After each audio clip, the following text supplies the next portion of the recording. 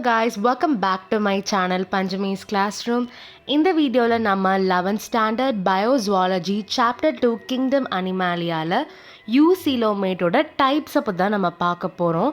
மொத்தம் 2 டைப் இருக்குது. அதோட ஃபஸ்ட்டு டைப் என்ன அப்படின்னா சீசோசீலோமேட்ஸ் அண்ட் நெக்ஸ்ட்டு வந்து என்டிரோசீலோமேட்ஸ் அப்படின்னா என்னன்றதை நம்ம பார்க்கலாம்.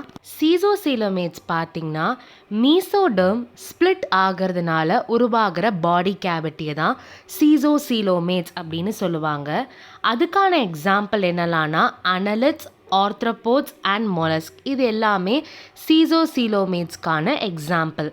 என்டிரோசீலோமேட் அப்படின்றது மீசோடர்மல் பவுச்சஸ் மூலமாக உருவாகிற பாடி கேவிட்டியை என்டிரோசீலோமேட் அப்படின்னு சொல்லுவோம். அதுக்கான example என்னலான்னா echinoderms, hemichordates and chordates.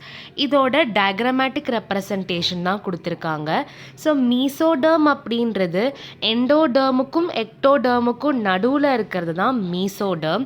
இந்த மீசோடர்ம் என்ன ஆகுது அப்படின்னா ஸ்ப்ளிட் ஆகி டெவலப் ஆகுது. அதுதான் நம்ம சீசோசீலம். அதுக்கான டயக்ராம் தான் காமிச்சிருக்காங்க. ஃபஸ்ட்டு வந்து ஸ்ப்ளிட் ஆகி அப்புறமா டெவலப் ஆகுது. அதே மாதிரி தான் எக்டோடர்முக்கும் எண்டோடர்முக்கும் நடுவில் இந்த மீசோடர்ம்லாம் டெவலப் ஆகி இந்த மீசோடர்ம் என்ன ஆகுதுன்னா பவுச் லைக் ஸ்ட்ரக்சர் மாதிரி கிரியேட் ஆகுது.